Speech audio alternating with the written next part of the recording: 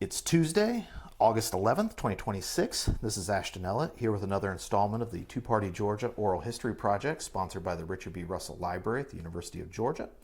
I'm here in Atlanta with Joseph Crespino. Dr. Crespino is the Divisional Dean of Humanities and Social Sciences and the inaugural Jimmy Carter Professor of History at Emory University. A native of Macon, Mississippi, he earned a bachelor's degree from Northwestern University, a master's in education from the University of Mississippi, and his master's and PhD in history from Stanford. Historian of the 20th century and the United States South, he is author of 3 books: In Search of Another Country, Mississippi in the Conservative Counter-Revolution, Strom Thurmond's America, and Atticus Finch, the biography, Harper Lee, her father, and the making of the American icon. Along with Matt Lassiter, he co-edited The Myth of Southern Exceptionalism. Joe, thank you for taking the time out of your busy administrative schedule. Yeah. I know classes haven't quite started yet because I could actually find a parking spot in the garage. But thank you for taking the time to talk your history, but also history and politics here in the South. Yeah, absolutely. Great to be with you. So you grew up in Macon, Mississippi. For those unfamiliar with sort of eastern Mississippi, whereabouts is Macon? It's east central Mississippi. It's south of Columbus, Mississippi, and north of Meridian. Kind of right in between the two of them, almost on Highway 45. Okay. One, kind of right. The counties, the Noxubee counties, right on the Alabama Mississippi line. So what were your family? Did they have deep roots in Mississippi? Yeah, my mother's family were some of the first, white folks to move into that county back in the 1830s when that land, the Treaty of Dancing Rabbit Creek was one of the treaties signed in 1830 that opened up all that land that was Choctaw land for white settlement. And so my mother's family were migrants from North Carolina into what was then, of course, the western frontier, right, and the southwestern frontier of the country, and and so Macon. There are many Macons across the Deep South, and they're all named for Nathaniel Macon, who was a very popular Jacksonian supporter of Andrew Jackson, senator from North Carolina. So that's where the name Macon came from. Yeah. Now, your father, your surname Crespino, it's right. Probably not from a Scots-Irish extraction. I'm guessing. So my father's family is Sicilian, and they, my great grandfather was an immigrant from Sicily into New Orleans, part of that historic immigration of Southern Italians into New Orleans. New Orleans, part of the quarter was known as Little Palermo at one time. Largest mass lynching in American history was of Sicilian immigrants in New Orleans in the 1890s. And so my great-grandfather peddled shoes up and down the Mississippi River, eventually was able to buy a small storefront on Royale Street in the quarter, and eventually owned a home on Esplanade. And that the family lore is that he eventually sold that space to the Monteleone Hotel, and it became part of their parking garage there. So we always my family always stays at the Monteleone when we go to New Orleans. Okay. So I'd be remiss. I mean, this oral history would be terribly incomplete if I didn't mention that your father was a member of the Ole Miss national championship. As much as it hurts my bulldog heart. He was on the great teams of Johnny Vaught back in the late 50s and early 60s. Played in 2 Sugar Bowls, both of which, incidentally, that was when the Sugar Bowl under Louisiana law could only invite teams that were all white. Of course. After the 1956 game in which Georgia Tech played Syracuse, and Syracuse had one black player. Oh, Marvin Griffin. And so as it ended up, they played Rice one year, and they had a rematch against LSU his senior year, after LSU had famously beat Ole Miss on the Halloween night game in which Billy Cannon ran back a punt for a touchdown in Tiger Stadium. They had a rematch in the Sugar Bowl, and Ole Miss beat them 14-7. And I believe my dad scored a touchdown in that game. in the Sugar Bowl, but I'd have to check the record. But your dad was a tight end. Well, he was kind of a flanker. Much different offense. Much different formations back then. Yeah, in that era's offense. But he eventually did become a tight end. He played in the NFL for 8 years. Okay. And they beefed him up a lot. and he was a tight end. And when those offenses would mostly catch short balls over the middle, which means he would get pounded by linebackers. Like Mike Ditka would be the perfect example of that kind of tight end. Who he played on the college all-star team with in 1961, was a teammate of his. So they were exactly the same age. Okay. But yeah, I'm sure he got hit by Ditka and Butkus and and all of the Bednarik. Yeah. Was another famous linebacker of that era. You know, and so my dad actually. He had many physical ailments when and this is all relevant because I'm going to be writing about this, hopefully in some lectures, the Fleming lectures at LSU. Mm-hmm. I've been invited to give those. Well, congratulations. Thank you. Incredible honor. A year or two from now. And I want to write about it's a kind of a memoir history of my dad. And so I'll write about his immigrant experience, his family's immigrant experience, his experience playing football, and then his experience after football, which was as a small town businessman.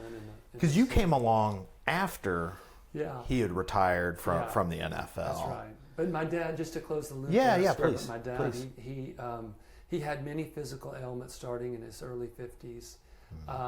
He died in 2013, and we participated in the study at BU because he had dementia later in life, and he was diagnosed with CTE.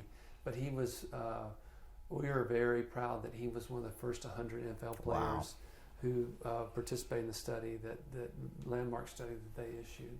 So that was a really wonderful thing to be able to Absolutely. I mean, it's you think about the impact of that study on, football and the decisions that a lot of parents, like us, have had to discuss and come to grips with just because of that study. So thank you to your family and obviously your father. Yeah. Now, he grew up in Greenville, Mississippi. Is that right? Yes. Well, actually, Benoit, Mississippi. Which is a tiny town outside of Greenville. I'm unfamiliar with Benoit. Benoit, it looks like Benoit. Sure. But it's Benoit. They pronounce it. Its most famous claim to fame is that it was the site of where Elia Kazan filmed Baby Doll. Really? Yes, okay. Yes, okay. They filmed it on site in Benoit.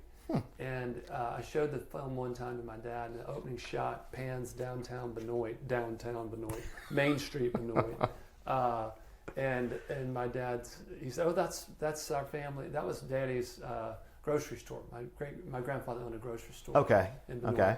But his senior year, he was a really great standout athlete. Sure. And his senior year, his dad closed up the store in Benoit, lived on savings, moved the family to Greenville so that he could play at Greenville High School, which was one of the big high schools. They competed statewide in athletics. Right. And he was able to win a college scholarship that way. He was recruited by LSU and Ole Miss and broke his parents' heart when he went to Ole Miss over LSU. Because all the family was Italian down in New Orleans, and they wanted him to go to LSU. But he loved the players and the coaches at Ole Miss, what Johnny Vaught was doing there. The Crespinos were ahead of their time. You think about all the folks who moved to Buford and all the big high schools around North Metro Atlanta. That's right. Yeah. That's right. My grandfather was already anticipating that. Well, tell me about growing up in rural Mississippi and how that, in a way, and obviously we're looking backward with the benefit of hindsight, sort of set you on your trajectory as a scholar. Well, it always puzzled me. Growing up, as a kid, I think, my dad was a New York Giant. Mm-hmm. Like, why did you go back to Noxubee County? And it wasn't until he actually passed away that there was some New York area newspapers that ran some obituaries of them, and it was online, and in the chats below the article, there was an old sports writer who said, "I remember Bobby Crespino. Yeah, he was a really smart guy, very thoughtful. He was really he was interested in cable television and bringing cable television to this rural area where his wife was from. And so in that era, Ashton, you know, cable television was like broadband today. It was an important new communications technology that brought a lot, you know, that helped integrate the country, you know, through this communications technology. But private, you know, companies didn't want to make the investment in rural areas because it was a heavy investment and you wouldn't get much return on that investment. And so it ended up being small entrepreneurs like my father who got the license, bought a big TV tower from Texas, had it shipped from Knoxville County, put it up, and went door to door in his final years in the summers, in the off season, selling subscriptions for the cable television company. And it was located there in Macon, which was the county seat. But when I was a young kid, I remember him and one of the guys, Johnny B. Skinner, who worked for them. They rented a backhoe and dug a trench from along the side of the road from Macon, Mississippi, down to Sugarlock, Mississippi, so that they could run the cable line down to Sugarlock. And so it was a real organic mom and pop type organization. And that's why he moved back to Knoxville County. And I never realized it at the time, but my dad was what we would call today a kind of social entrepreneur. He wanted to do good and do well at the same time. And, you know, he didn't make a killing, but he was able to, you know, eventually build that business up, and he sold it in the mid-'80s to a company called Heritage Cable that eventually was bought out by another company that was probably bought out by another company that was probably eventually bought out by Comcast. Right. You know, I mean, so that was the era of, you know, of conglomeration. But that's how Comcast and the big media behemoths today grew in the cable industry. You know, and so this is kind of a story I want to tell in the final chapter, or the final lecture of that of those lectures I give down there. But also, you know, like anyway, I don't want to give away too much. No. What you think if he had moved to, you know, maybe McDonough instead of Macon, it would have been him and Ted Turner going head to head. I know. Well, Turner was absolutely a more ambitious entrepreneur than my father. But to see what Turner did and how he was able to build that company was right. You know, there was a lot of coverage of that when he passed away recently. It's fascinating. Right. Yeah. So you grew up in this rural small town South. Did you, getting to the question of education, sort of your educational path, were you ever part of the public schools in the county? Good question. No, I for the first 8 years of my schooling, I went to the all-white private school that had been established in 1968 as a segregation academy. I mean, they didn't call themselves that. It was called Central Academy. Right. And they had the Vikings as their mascot, not a rebel, you know, and that kind of thing. But it was absolutely a school that began as a white flight school. And, you know, my parents, when they moved back a few years after that school was started, and they were not, I mean, you know, everybody was sending their kids there. I'm sure they did it in a kind of unthinking way. But at the same time, my parents realized that it wasn't, you know, you had a small county, you had 2 schools, you were dividing all your best students, all your best faculty. I'm sure the resources weren't much. And so my dad was, once he sold the cable business, he was able to send me to a boarding school in Chattanooga, Tennessee, and that's where I went to Macaulay? To 9th grade. Yeah, I went 9th grade through 12th grade at Macaulay, which was a wonderful school, and I was very fortunate to be able to go there. But I wouldn't have been able to do it had not Dad, you know, had a kind of a financial windfall with selling the company. So what was it about your early education, your early experiences that sort of steered you towards history? Was that something that you were planning, you were thinking about, or it was just one of those things? You know, I mean, I liked school, I liked reading, I liked reading books. But no, I never thought I'd be a historian. I mean, I say in the acknowledgments of my first book, my first history teachers were my grandmother and my great aunt, who would tell me stories about Noxubee County and about our family. I had a great grandfather who was the was he a great grandfather or grandfather? He was my he was my great grandfather, who was the sheriff of Noxubee County, longtime chancery clerk. In that area, you could only be sheriff for one term, but he was in the chancery. He was in the courthouse as chancery clerk for about 40, 50 years. Oh wow! His name was Bernard Adams, and so I loved history in school. When I went to Macaulay, I had a fantastic AP US history teacher, and I knew when I went to undergrad that I wanted to be a history major, history and literature. I was kind of an interdisciplinary. They called it American culture, American studies. Sure. But I was. I didn't know anything about academia and didn't have anybody in my family who was ever in academia.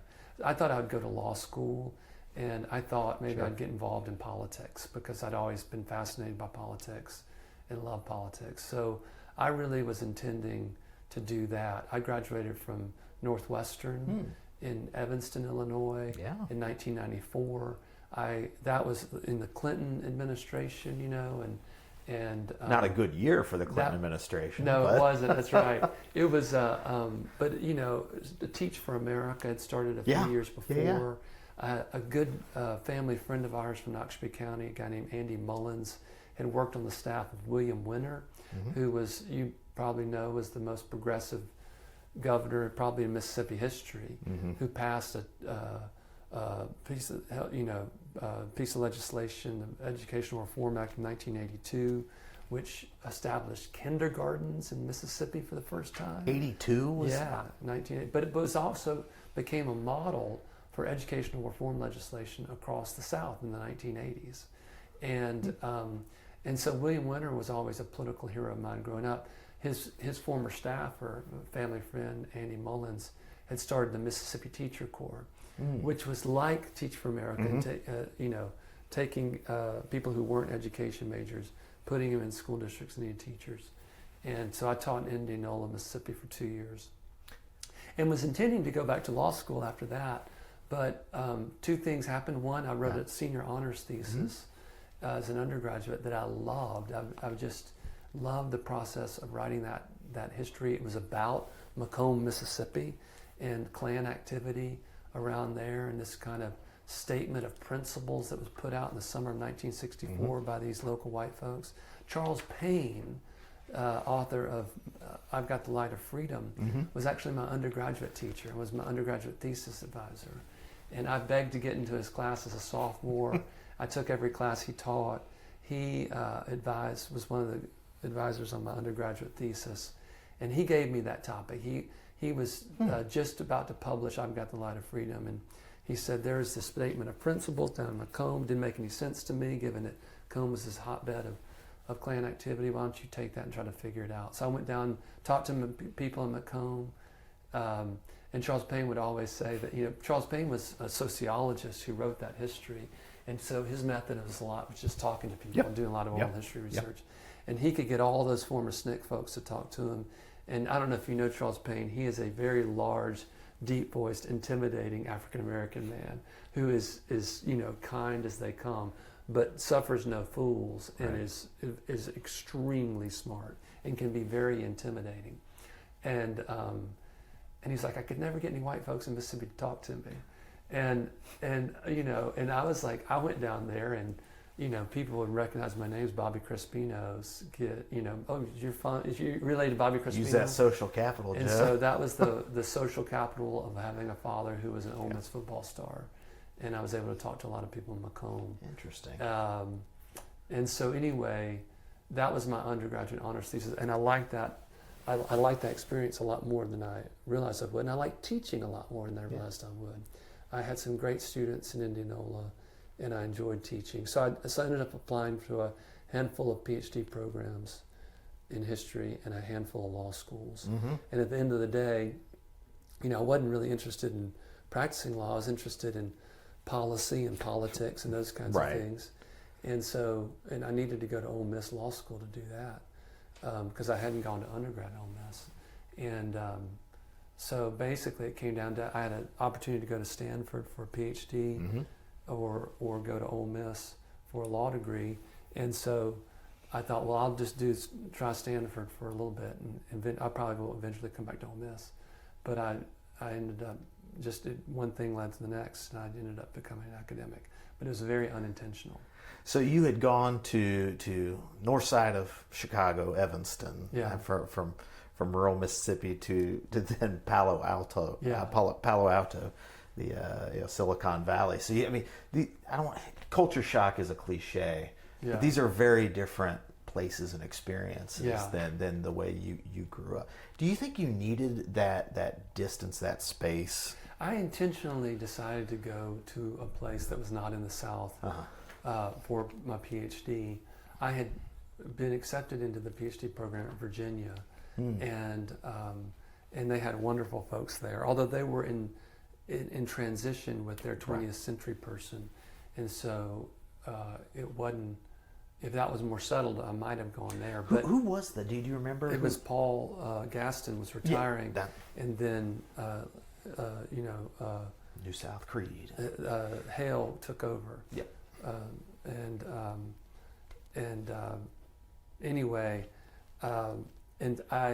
But I also wanted to go to a place where I wouldn't be surrounded by Southern historians, because I felt like I knew the South pretty well.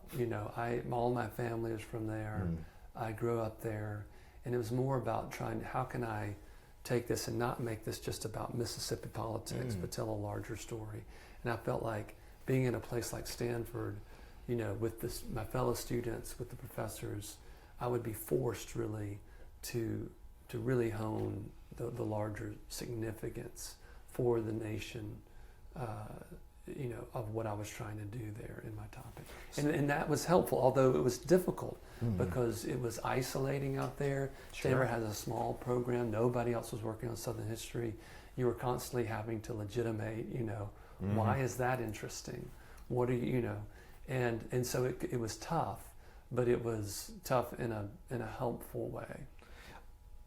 Were you is that what drew you to David Kennedy? Yeah, I went to work with George Frederickson initially. Yeah, sure. As a Southern historian, but I realized that my interests were really in the 20th century, not the 19th century. Right. And so I kind of migrated to David Kennedy, and but George was on my committee and was very helpful and supportive always, and was always such a great intellectual historian and able to think broadly in big terms.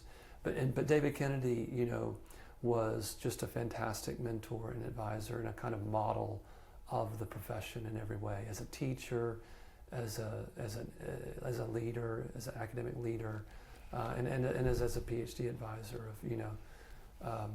and I just I'm so grateful for being able to work with David and also be one of David's students, because David had trained a raft of wonderful students, all of whom wrote on very different aspects of 20th century American history. They're very diverse, but all of them are enormously successful and incredibly smart and very helpful. So being part of the network of David Kennedy students has been a great blessing to me. When you came to Stanford, you were talking about how you didn't want to be surrounded by Southern historians, and you sometimes had to fight for the interest in topics and resources. Did you come to grad school with that sort of nucleus of an idea, or was that something that evolved and developed as you had these conversations back and forth through the old Socratic method? Yeah, I guess I knew I chose Stanford because it wasn't in the South, and because there were so many important American historians there that I could work with. But I knew they wouldn't be exactly on my topic. But but I didn't realize how challenging that would be, And I didn't realize how difficult graduate school would be. It wasn't difficult in terms of the classes or anything. What was difficult was just staying the course. And Preach, Joe. And Preach. I know. for the folks in the back. and just knowing that even if you do well, the prospect of getting a job in a place where you want to live, it was really it was tough. It was really tough. And so you didn't know what the payoff would be, and the payoff is so delayed, 6-7 years into it, before you would know. So I got enormously fortunate, that this job opened up here at Emory when it did, and all of those kinds of things. But yeah, graduate school, I tell people who want to go. I mean, a lot of people, and I tell prospective students who want to come work here, it's like, people get interested in graduate schools because they love their undergraduate experience, but it's just fundamentally different. Your relationships with your professors are very different. It's so great to teach undergraduates because you just kind of open up their minds, expose them to different things, and then send them on their way and have a good life and come back to see us whenever you're in Atlanta. But with graduate students, you're tied to them always, and they're tied to you, and their success is your success, and their mediocrity is your mediocrity, and all the rest. And so it's a much more fraught relationship and difficult. And it's hasn't gotten any easier since the only early 2000s. It's only gotten more difficult. Yeah, for sure. Well, tell me about how that dissertation developed, and like you said, you stayed the course, as we know, and making that transition from dissertation to book, and coming into contact with our friends and colleagues, Kevin Cruz and Matt Lassiter and those other scholars from your cohort who were doing great things, big things in the area of not just Southern politics, but American history and American politics. Yeah. So tell me about how did I get connected with them? Yeah. Just the normal ways of building your network, going to conferences, meeting people, meeting other members of faculty at other universities who knew about Matt's work or about Kevin's work, reading things they publish. I met Matt when he went at he had a panel presentation to the Southern.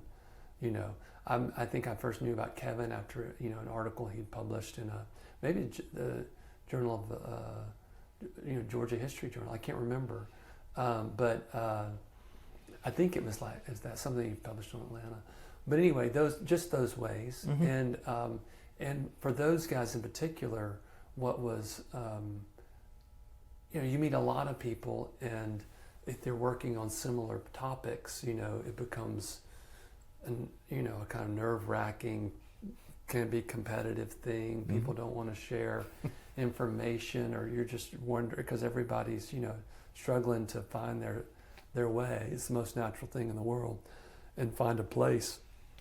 But those guys were just extraordinary in how generous they were, and everybody kind of had a sense that all three of us that we're doing things that that there's more synergy here than there is competitiveness, and that we would do well to kind of work together and see where our ideas took us. And that's absolutely how those books were received, as kind of new works that were breaking new ground and thinking about the white South, white Southerners in the second half of the 20th century, not merely as this kind of monolithic, in terms of this monolithic resistance to civil rights, but really broadening the vision, broadening the lens to think about them as working class folks in desegregating neighborhoods of Atlanta, or neighborhoods in midst racial transition, thinking about them as suburbanites, thinking about them as I do in Mississippi as this group that was divided along class lines, that was divided along denominational lines, that was divided politically with an emerging Republican Party, Mississippi. So in thinking about how all of them fit in different ways into a kind of inchoate but emerging kind of conservative coalition that comes to the fore in 1980s and really becomes dominant certainly in Southern politics and pretty dominant in a lot of American politics. In the late 19th, early 20th century. Well, yeah, that's certainly jumping ahead to some of the things we want to talk about later on. But yeah, you talked about how the work was received both individually and as a collective. Yeah, what was because the dominant historiographical thread, at least at this point, or interpretation rather, is that sort of backlash thesis. You looked at the South separately than you did other parts of the United States. What was the reception from I don't want to say the old guard, but the purveyors of that more established historiographical interpretation? Yeah, I think it was. It's interesting. I mean, I think all of Matt and Kevin and I were kind of taken together, but our books are different. Quite. And our interpretations were different. And Matt was more, Lassiter's book was more of a kind of overturning the older order, and here's a whole new interpretive lens to think about it. And my personality and my approach is much more, it's not either or, it's both and I think it is both and so I think we received it. Certainly, Matt and I co-edited this volume, The End of Southern Exceptionalism, and that's a collection of essays. So some of them, it's not everybody speaking with one voice, but there is probably an introduction that is more Lassitarian, and it's but my essay was very different in terms of its tone of how it relates to the old order. But people were very supportive, certainly, and interested to hear new work that's being done. But for every generation of new scholars, you gotta overturn some apple carts, and you gotta show some of the limits. Otherwise, why do the work?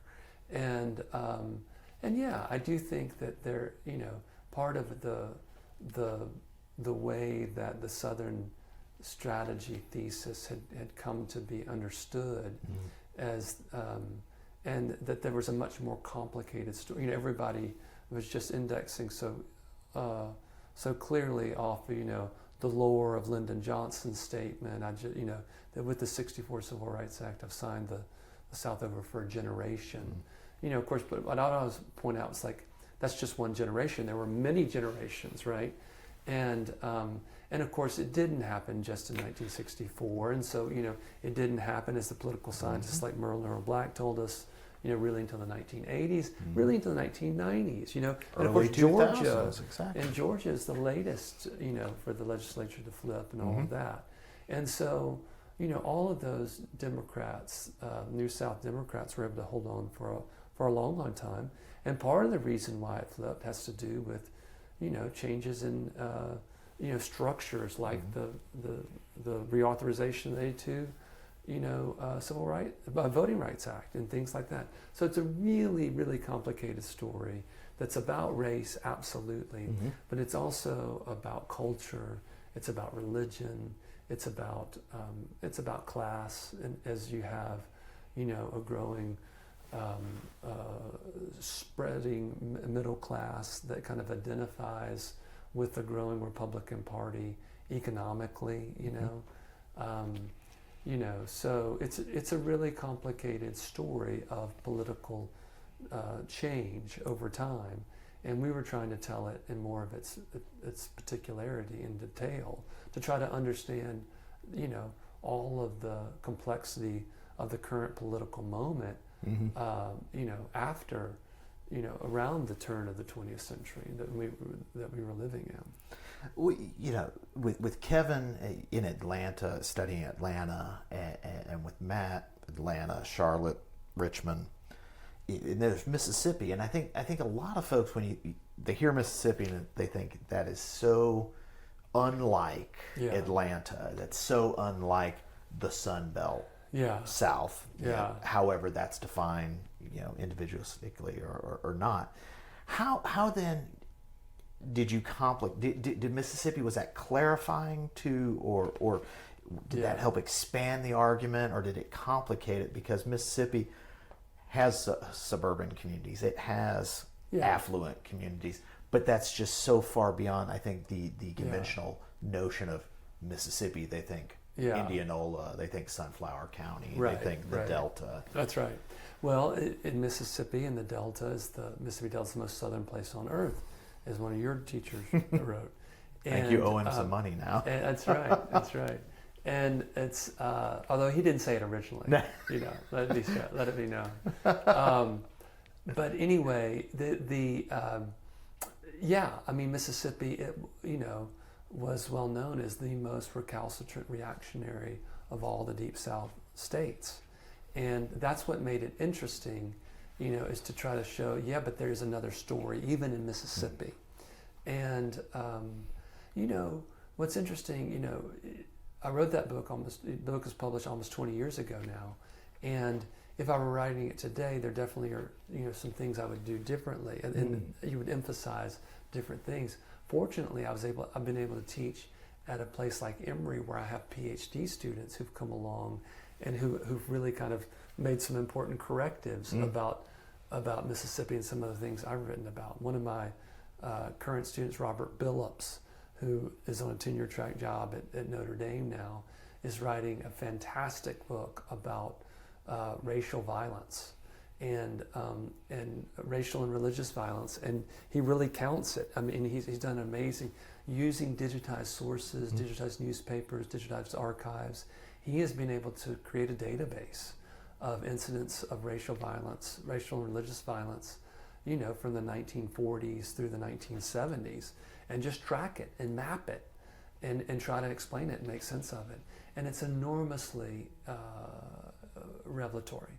And Mississippi absolutely was a center of racial violence, and I don't shortchange that in the book, but I also, I'm trying to complicate the image of Mississippi as the closed society, as Jim Silver's book called it in 1964 when it came out in the Freedom Summer. And it was a closed society in many ways, but it was also, it had political leaders who, were also desperately trying to open it up in ways that would be politically, economically advantageous for the state, so the state wouldn't fall farther behind than it already was. And Mississippi, had been forward-looking and progressive. Jim Cobb in his first book wrote about the Balanced Agriculture with Industry Act in the 1930s, right? To provide tax breaks to try to recruit industries. So Mississippi was absolutely on the leading edge of that in the 1930s. Mississippi was on the leading edge of educational reform in the 1980s with the Educational Reform Act that William Winter passes in 1982. Reading education, they're back in the news. Absolutely, back in the news of important education. Shout out to Mississippi school teachers. That's right, and so that's a more complicated story. Yeah. So but again, writing about Mississippi, you couldn't be. It's different from writing about the suburbs of North Carolina and of Charlotte and Atlanta and Richmond, which is what Matt Lasser is writing about. And if you're going to write about a state that includes suburbs of Memphis and suburbs around Jackson and coastal areas that are developing suburban neighborhoods because of federal dollars that are flowing down there, and kind of bedroom communities to New Orleans. That's one thing, but you still have in Mississippi deeply rural counties. You also have the counties that are becoming essentially rural ghettos. With mechanization of agriculture across the Delta and in some other parts of the state as well. Like my home state, I was about to say, Noxubee County. Central Academy's closed. That's right. In Noxubee County, is a county that demographically is exactly like a Delta county. It's majority black county. It's part of the Black Belt. That Black Belt that stretches from Southwest Georgia across Alabama. It's a geographic formation, right? That goes through Montgomery and Selma and Talladega. Not Talladega, but Tuskegee. Tuskegee. You got Tuskegee. You got Montgomery. You got Selma, and that geographic formation ends in two counties in Mississippi: Noxubee County and Kemper County. Okay. And so those are the eastern portion of Noxubee County, Mississippi, is exactly looks like a Delta county, whereas the western part is all piney woods. And so so Noxubee County is a place a lot like the Delta. Yeah. Well, we were talking about how you would approach the story differently, and you think, with these parties and Democrats and Republicans, and I've written about this, and others, obviously it's not an original statement, but the Republicans finally reach dominance when they become the vehicle for white conservatives. And when you're writing this as the turn of the 20th century, sort of the Bush, George W. Bush administration, you have that racial polarization, but especially in Mississippi, where racial polarization is now at probably the greatest extent that we've ever seen, at least measured and in a post-Voting Rights Act environment. How has that changed voting behavior and political culture in places like Mississippi, but in Georgia, you go down to south, like you said, Southwest Georgia, the old Black Belt. How's that story playing out now? Well, I don't. That's a really good question. It's a big question, and I don't know. There are probably a lot of parts of it. I mean, one of the things that's certainly true to say is that Mississippi has been polarized along race, for as long as African Americans have been voting in Mississippi, right?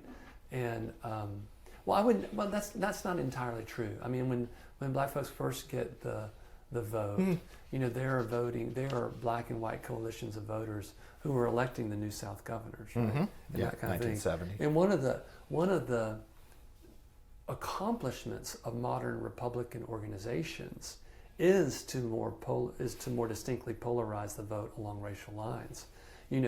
I remember one of the great archival finds of my career was I used it in my Strom Thurmond book, but I was out in the Reagan Library, right? And I was looking at the Reagan administration's stance towards the 1982 reauthorization of the Voting Rights Act. And initially, dating back to the Nixon administration, when it was first reauthorized, I think in 1969 or maybe 1970, I can't remember.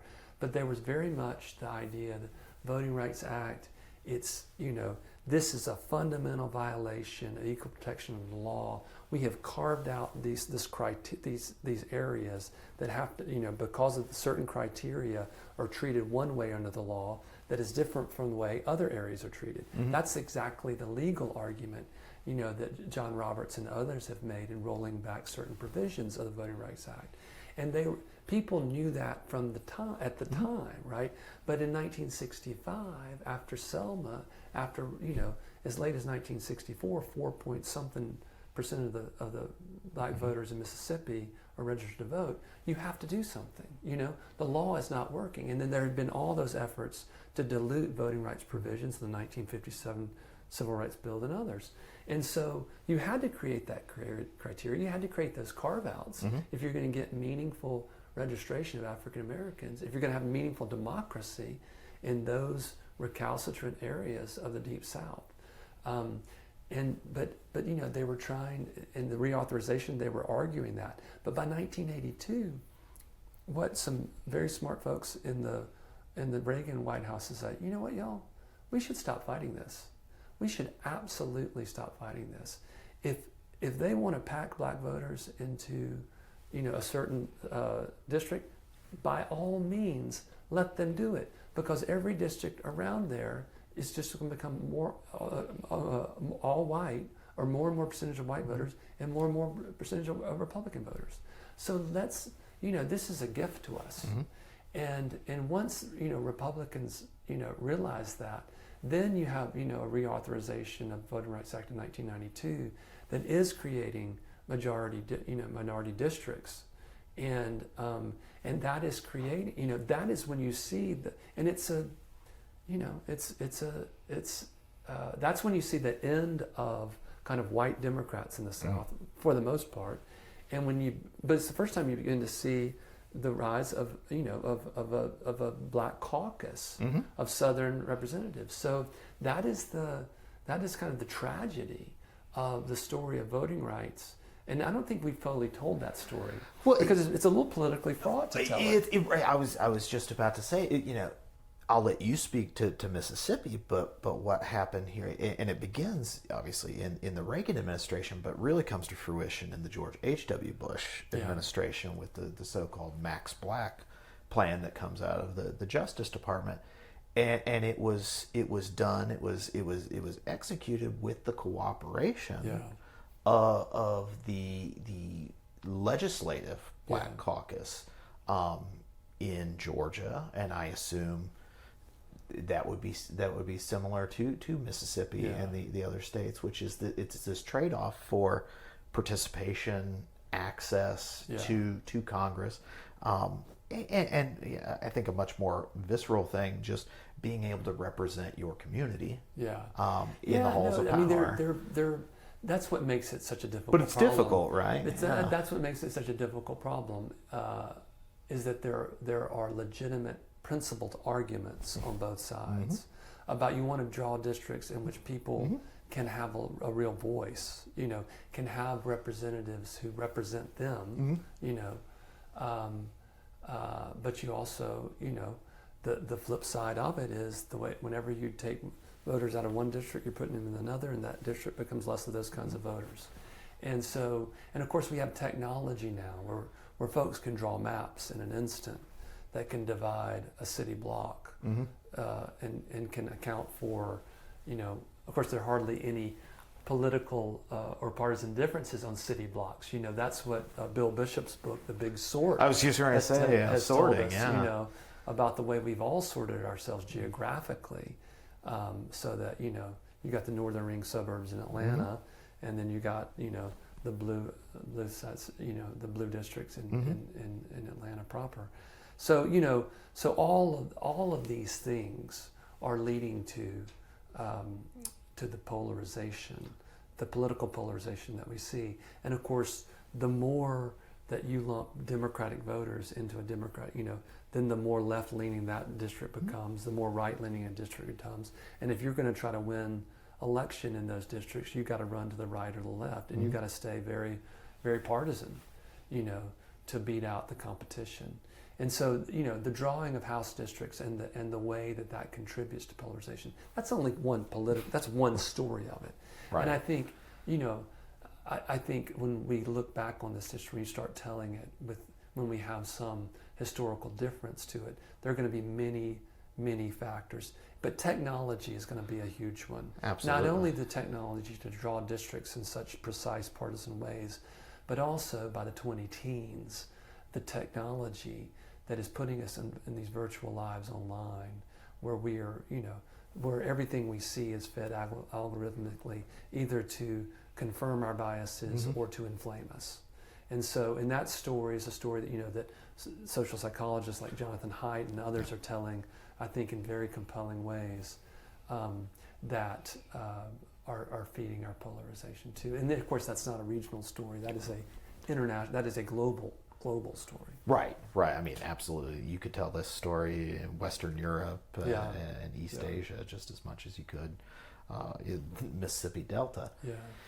So you come out of this very well-regarded book. I'd be remiss if I didn't plug the winner of the Lillian Smith Book Awards. Thank you, Ashton. Well, administered by the University of Georgia Special Collections Libraries. That's right. The Hargett Library. but you decided to write a biography, which is not unusual. Yeah. Which is not unusual. That's a fantastic second Yeah. book project. But it wasn't a biography of John Stennis or Jim Eastland or a Vardaman, a Mississippi figure. Yeah. You went over to the Palmetto State, Yeah. and looked at Strom Thurmond. Why Strom Thurmond? Well, when I was finishing up my dissertation and turning it into a book, that was 2002, when Trent Lott was the incoming majority leader after the Republicans, unsurprisingly, had a really great midterm election. The first, it was after George W. Bush elected narrowly. Mm-hmm. I mean, lost the popular vote in 2000. 9/11 happens. Mm-hmm. He has a lot of support. They win the midterm election, breaking a pattern of, most times, almost every party loses seats in the first midterm election. Republicans didn't. It's a great time for the Republicans. Trent Lott, senator from Mississippi, is going to be the majority leader. And at the 100th birthday of Trent Lott in December of 2002, he gets up, it's covered on C-SPAN, and he talks about how watching it. The country would have been better off if they had voted like Mississippi did in 1948 for Strom Thurmond. And, Trent Lott talks about that in his memoir, Herding Cats. And he said that, Bob Dole had gotten up before him. And of course, people had been celebrating Thurmond's birthday when he turned 80, when he turned 90, when he turned 100. Right, it's going to be the last one. You never know, right? They tell the same stories over and over. And Bob Dole had used all the funny stories. And so Trent Lott's just riffing. And, he says this thing, which I know, having done research, he had said the exact same thing in 1980, introducing Strom Thurmond at a Reagan for Ronald, at a rally for Ronald Reagan in Jackson the week before the 1980 election. And so everybody was like, wow, I can't believe he said that. And I had this piece of evidence, like, I know he said it before. And I was able to write an op-ed in the New York, they got published in the New York Times, that pointed out that he'd said it before, and that was a kind of political rhetoric that was common in the American South, had been for the last 30 years or more. And that was very important. But I knew after that that Thurmond was so much at the center. There had been two biographies of Thurmond before. Nadine Cohodes and Jack Bass had both written biographies. But I definitely, Thurmond is a huge figure. The Dixiecrat candidate in 1948, the first Republican to become a Democrat, but also, a key figure in Nixon's success in 1968, and then an important, head of the Judiciary Committee in Reagan. Such a long, distinguished career, and I knew that those stories, those previous biographies of Thurmond were always about old Strom, right? As one, they were all about Strom, which was the title, I think, Jack's. Yeah, that's book, right. Yeah, and which was all about Strom Thurmond, more or less as one of the last of the Jim Crow demagogues. But what my book argues is that yes, he was one of the last of the Jim Crow demagogues, but he was also one of the first of the Sun Belt conservatives.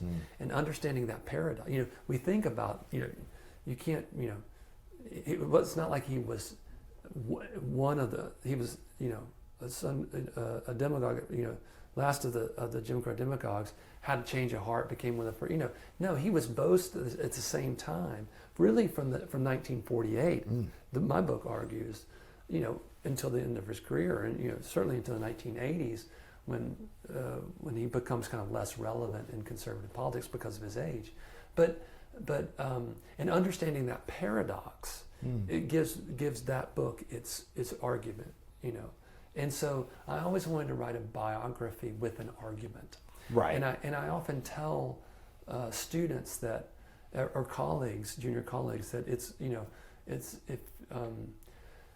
a biography is a great second project, but it can't be just a biography telling a life. It has to be a biography with a point to it, with an argument.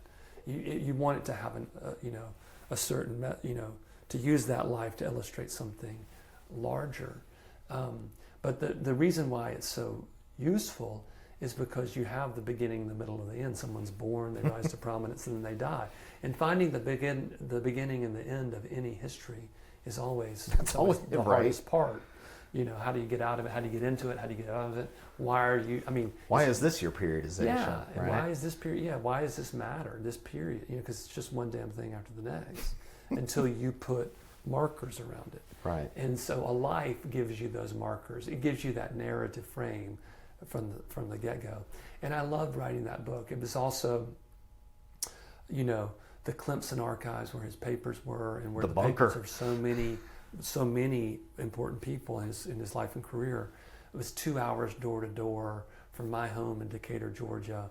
So I didn't have to go off on, I took day trips, you know, to Clemson, and could be there when they opened at 8, could leave when and Clemson, bless their hearts, had great hours for archives. Those are hardworking archivists over there. Was that Jim Cross, I think, was over there for years. And he worked. Russell Library alone? He worked from 8 a.m. They opened that archive from 8 a.m. to 5 p.m. Most archives don't do that, you know. Most special collections. Well, to our credit, we're open 8 to 5 Monday through Friday. We're open till 7 Tuesdays and Thursdays. Fantastic. No Saturday hours. Yeah, well, that's good. They didn't have Saturday hours either. But you know. But I know exactly. You could be on the road by 5:45. There when they open. And you're still home by 7:30 to have dinner with the family. So it's incredible. It's very fortuitous for me, and I loved writing that book. You know, Thurman's fascinating. Oh, yeah. I've talked to so many people who knew him and who were so eager to share. You know, Nadine Cohodes was very generous in sharing, you know, and talking to me, as was Jack Bass. And so anyway, it was a great project, and I loved writing that book.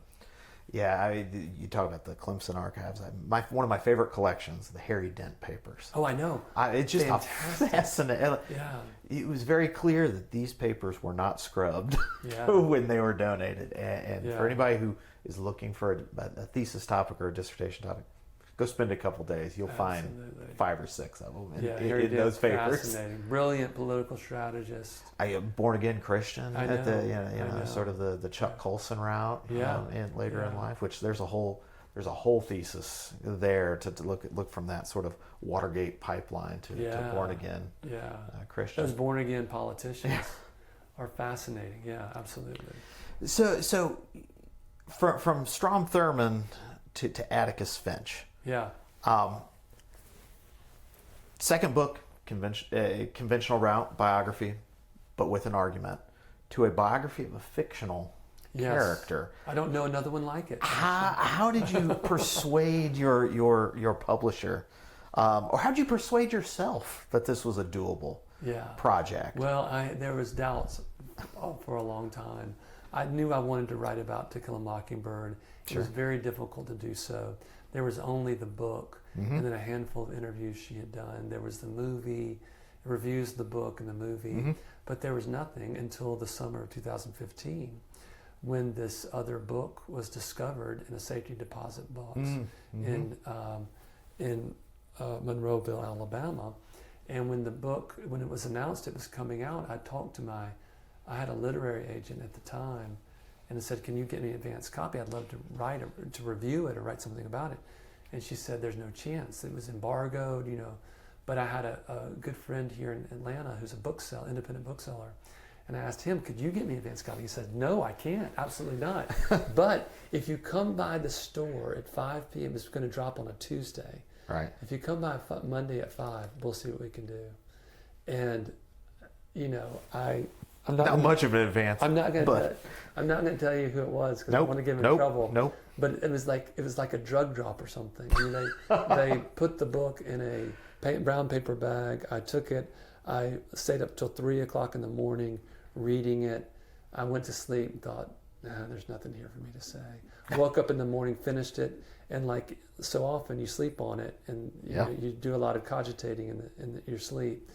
And I had it, and I wrote another op-ed in the New York Times that the argument of that op-ed was, whatever you think about it as a work of fiction, and a lot of people didn't think much of it. It was the first novel. It's hard to write first novels. A lot of people burned their first novels. Walker Percy burned his first 2 novels that he wrote. People never saw the light of day. But whatever you think about as a work of fiction, it is fascinating as a historical document to see what she was trying to get down on the page the first time she sat down to write an extended piece of fiction, not just the stories that she'd written up to that point in her life. And what we realized, of course, is what we suspected, is that she was a very political writer, and she was very interested in politics and in the politics of her region. And she was her father's daughter. And that was the other great discovery that enabled me to write that book, is that everybody knew that Atticus Finch was more or less based on her father, A.C. Lee, but nobody knew that much about A.C. Lee. Right. And so I knew that he was a state legislator and small town lawyer, but that he was also the co-owner and editor of this small town newspaper. And having grown up and so I was determined to look at those newspapers. And, having grown up in a small town, I knew that just because you have a newspaper doesn't mean there's anything interesting in it. Because the newspaper in my hometown, when I grew up, it's a great newspaper now, but when I grew up, it was not very much of a Who's coming to town? Who's visiting? Exactly. Who's visiting who on Christmas or Easter? That kind of thing. Or who died. The obituaries would be on the front page. But the Monroe Journal was an amazing newspaper where A.C. Lee, who only had an 8th grade education, was writing 3, 4, 5 short editorials a week, talking about not just local politics or Alabama politics, but talking about the evolution of the New Deal, talking about the rise of fascism in Europe and in Japan, and the dire consequences for the nation, writing about Huey Long. He was obsessed with Huey Long, and writing about good government and denouncing lynchings that were occurring and defending law and order and the importance of law and order. And and then you read those over time, because he owned it from the late 20s into the mid 40s. And he's defending the New Deal, great champion of the New Deal, great champion of law and order when the uptick in lynching happens in the early years of the Depression, great critic of the demagogues of the Depression era South, Huey Long, Eugene Talmadge, couldn't stand them. So demagogues of the left and the right. That's right, and denouncing them as threats to good government and to small r Republican government. Of course, and Huey Long was criticizing Roosevelt, and A.C. Lee adored Roosevelt. Even late, but he starts breaking with the New Deal, 1938 Fair Labor Standards Act. He doesn't like that a bit. Thinks that's very much targeted against the South and the Southern efforts to try to build industry. And hates, of course, the differential freight rates. Which was the bête noire of all Southern politicians for generations. But really gets concerned with Executive Order 8802, establishing the Fair Employment Practices Committee in 1941, and then is concerned about how it seems like to him the labor unions and the civil rights organizations now have the ear of powerful interests in the Democratic Party, and that's exactly when his precocious, politically oriented, very smart, well-read daughter goes to the University of Alabama and starts writing for the newspaper, starts writing for the humor magazine. And then you can put alongside her writings in college with his late writings as newspaper, and all of a sudden you have a blueprint of what the dinner table conversations were like at a time of tremendous tumult in Southern politics, with Smith versus Allwright in 1944, and all the tumultuous things coming out of World War II, and then Harper Lee, trying to start a literary career, trying to figure out what to write about, and then starting that first novel when she starts writing, it's 1956. And one of the things people get wrong is Massive Resistance doesn't really start in 1954. I mean, it does in Sunflower County, Mississippi, but people still don't know what the implementation order is going to be. And Brown 2's not until 1955. But Massive Resistance and the Citizens Council really flower, or I don't know if you want to say flower, but they really spread. They grow up like mushrooms all over the South in 1956, in early 56. And that's exactly when Harper Lee is back home from the North, from New York, living at home, taking care of her dad who had had a serious health crisis. And she's writing that first novel. And she's, everything in Go Set a Watchman is about the citizens' councils and the crisis within the white community in the midst of massive resistance. And so when I read that novel, I was like, man, this is all about massive resistance politics. And she's trying to put it all into this novel. And so I was able to read that in a way. Everybody who read that novel thought, oh my gosh, Atticus Finch is a racist. They named their dog after Atticus, or their child after Atticus. And what are we going to do? and what that book is really, it's a defense of this kind of, what I was talking about in the book are the you got the Snopeses, and then you've got the Faulkner's, more principled, the kind of patrician white Southerners, and that's who she's trying to defend. She's trying to defend her father, basically, right,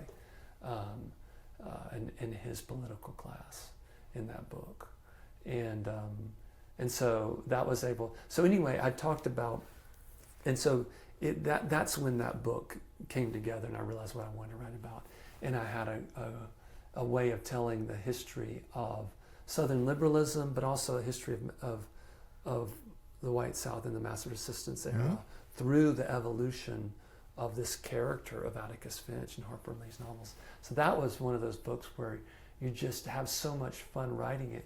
You hate to see it end.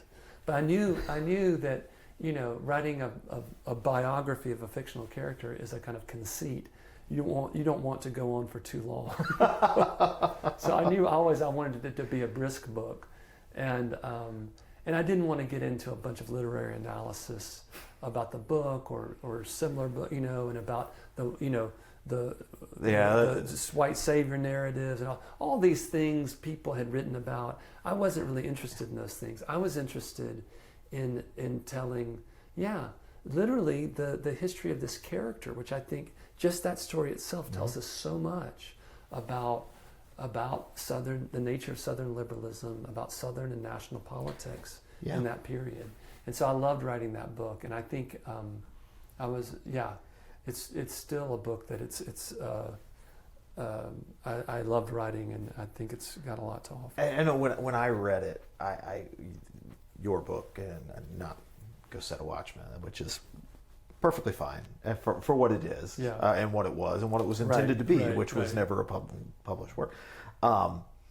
What I was thinking about was Ralph McGill and Ralph McGill's book about the Southerner and Jasper Barry Shannon, the political scientist, writing about people like Harper Lee's father, people like your grandparents in Greenville, Mississippi, or Benoit, Mississippi, where they're the middle class white folks in these small cities, and they have progressive views, they have conservative views, and this is an era where they don't sort necessarily well into a Democratic Party or a Republican Party. Right. A lot of those folks would have voted for Dwight Eisenhower, and we could spend an entire conversation on Southerners coming to grips with Eisenhower republicanism in the South, and is the conservative Goldwater conservatism is not a response to New Deal liberalism, but rather a modern republicanism of Eisenhower. Speaking of Jack Bass earlier, his book on the judges and everything, great book. The Eisenhower's judges. Writing that book and publishing that book, did that give you entree to a new audience of people? who may not have read In Search of Another Country or Strom Thurmond. Did that give you new audiences? I mean, I think, yes, but it's not like the book, everybody wishes more people had read their book. I mean, in a certain way it did. I mean, the book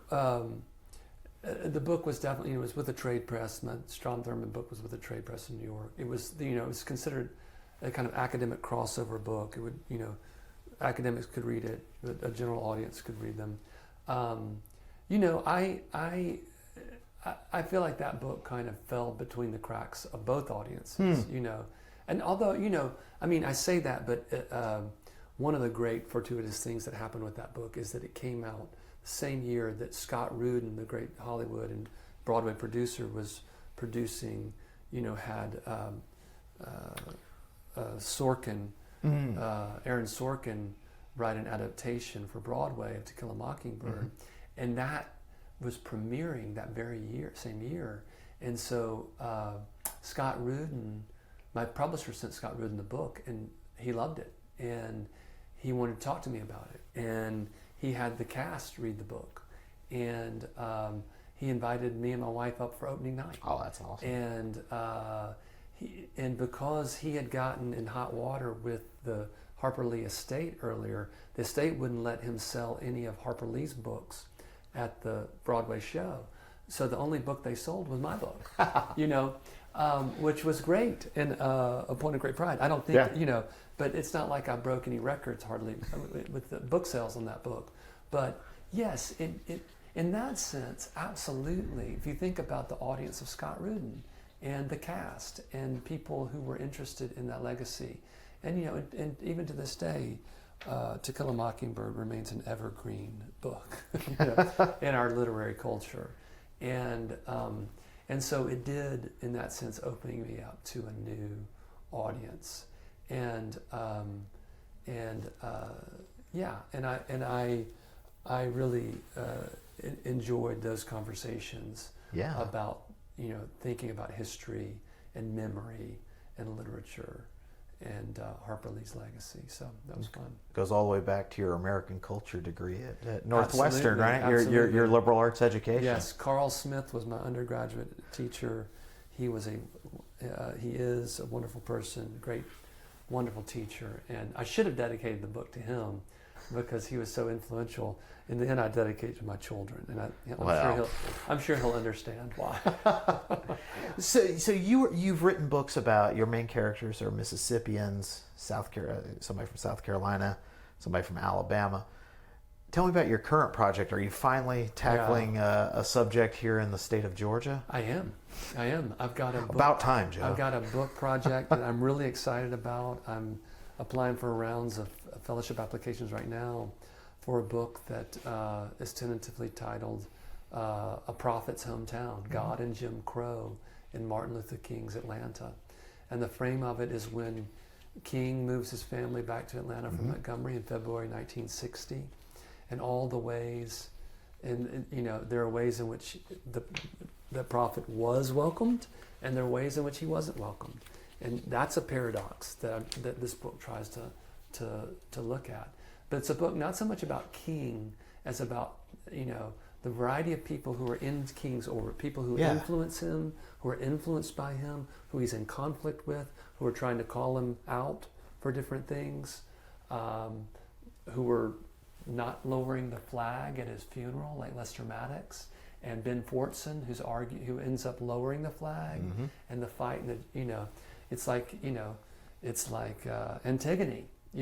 The rituals around the burial of the dead are of ancient import when you think about politics and morality. And so it tells, it's going to be made up of about 20 different chapters roughly of ways in which white and black Southerners, men and women, Protestants, Catholics, and Jews are experiencing a kind of the religious confrontation over racial disputes at the time, both before King moves back and after. I mean, this is incredibly fascinating because I've always been fascinated about Jim Galloway, who we mentioned earlier. He once said like the meanest, nastiest, most complicated politics he ever covered as a political journalist was actually a church. It was a Southern Baptist convention.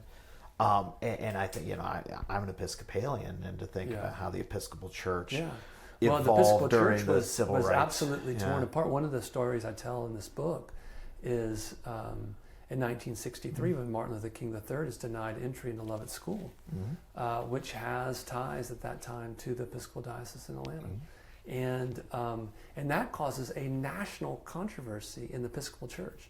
John Morris is the head of the Episcopal Society for Cultural and Racial Unity, ESCRU, tough name. Also led the write-in movement for Ellis Arnold. That's right. That's a great, Ashton, only you and I would know that kind of thing. But yeah, so that's one of the conflicts. One of the ways I try to tell people why this is interesting is, I begin with King's famous quote. He didn't say it, but he repeated it. It's attributed to him, but it was not original to him. That the most segregated hour of the week is 11 o'clock on Sundays. But that observation, and that's fundamentally a critique. Sometimes he told it as a critique of the white and the black church, but fundamentally, like in Letter from Birmingham Jail, it's a critique of the hypocrisy of the white church, right? But what's buried in that quote is the important point that it wouldn't be the most segregated hour of the week were it not for the fact that white and black Southerners were in church in great numbers. And there's a kind of shared religious culture in the white and black community. They read the same scriptures, but in different ways. They sing the same hymns, but in different ways. They pray to the same God. And they do so at a time when the United States is involved in a geopolitical rivalry with an atheistic, communistic country, right? Same year, Brown decision, 1954, same year that by congressional edict, Congress puts one nation under God into the Pledge of Allegiance that all children stay. So understanding that shared religious culture in Cold War America and understanding the way that something like Letter from Birmingham Jail is not just, a prophetic black church calling out a group of white ministers. That group of white ministers, that was an incredible ecumenical group. That was Protestants and Catholics and Jewish clergy that came together. That coalition itself was a historical artifact of an ecumenical, interfaith, international movement of liberal religious organizations that kind of come to the fore in that kind of statement, and their engagement with political, liberal churches engaged with political issues, or moderate churches engaged with political issues, but yeah, so understanding that the way that that's a crisis of American religion, not just a crisis of American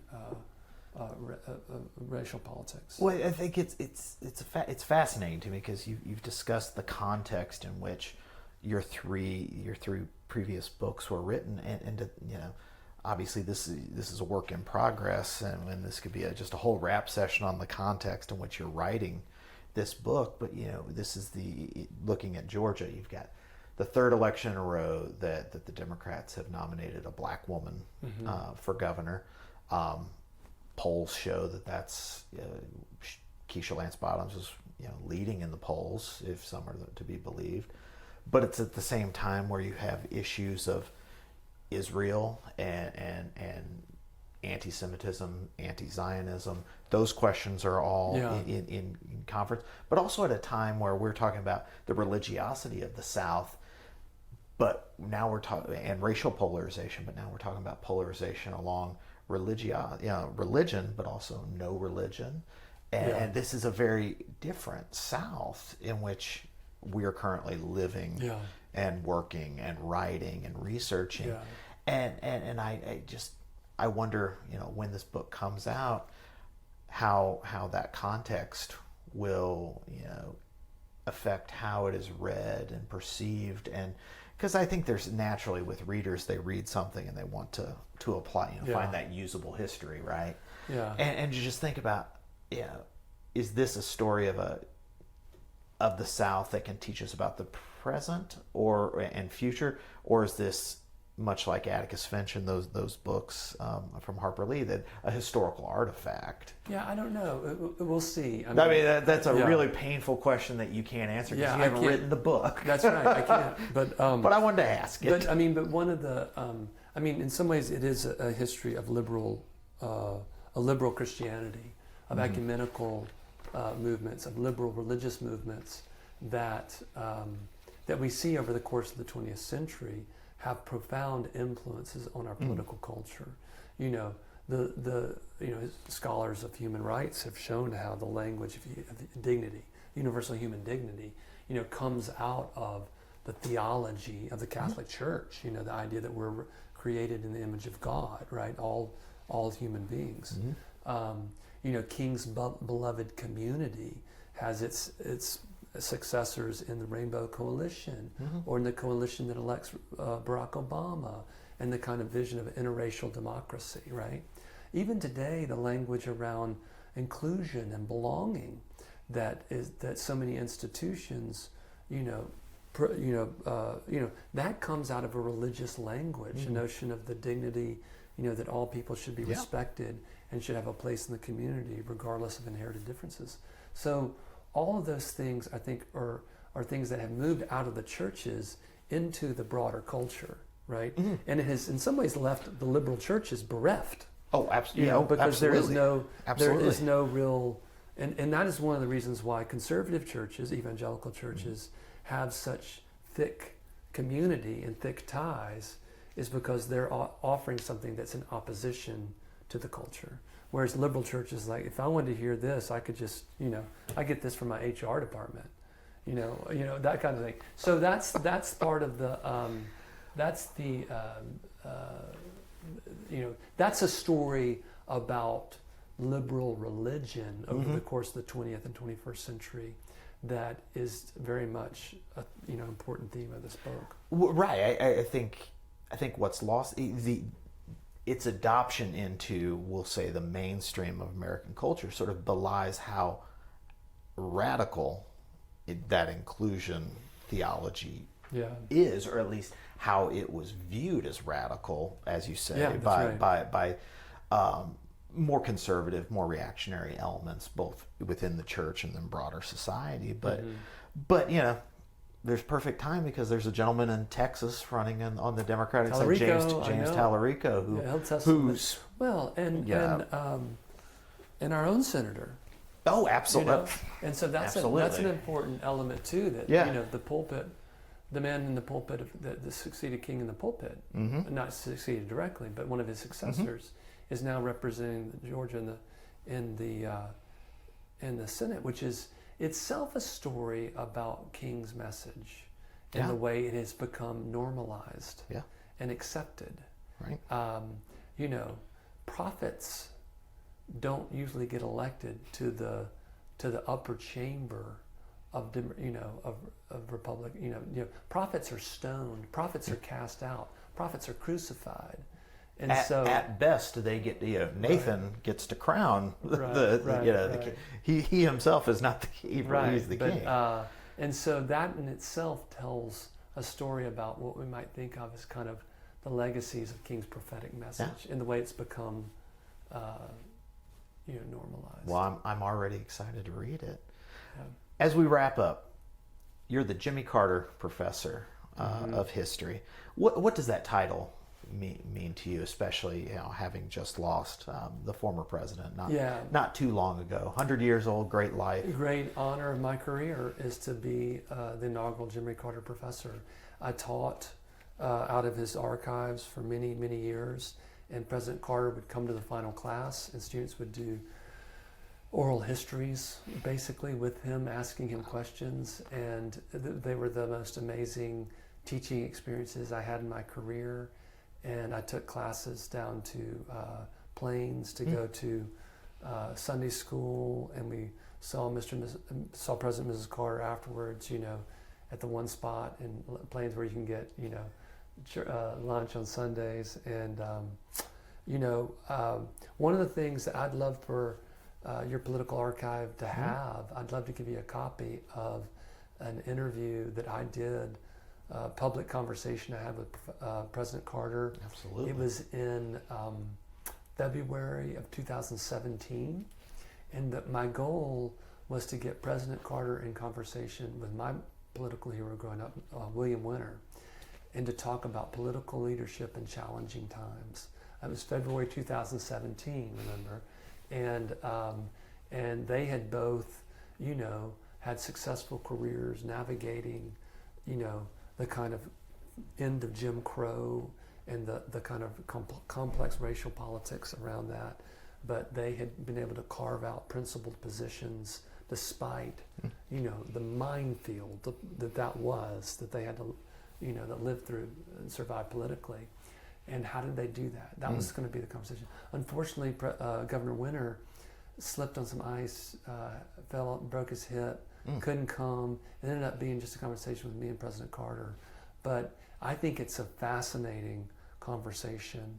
And I was able to ask him questions that, about the 1970 gubernatorial race, about other things. And he just talked very, very openly, as he always did. And I would love for, certainly to future researchers, that conversation will be a lot of much greater interest than this conversation. Well, I don't know about that. I think this will anyway, I want to give it to you all, and Absolutely. I hope you can make use of it, and I hope it would be helpful to people later on. Well, Joe, this has been absolutely fantastic.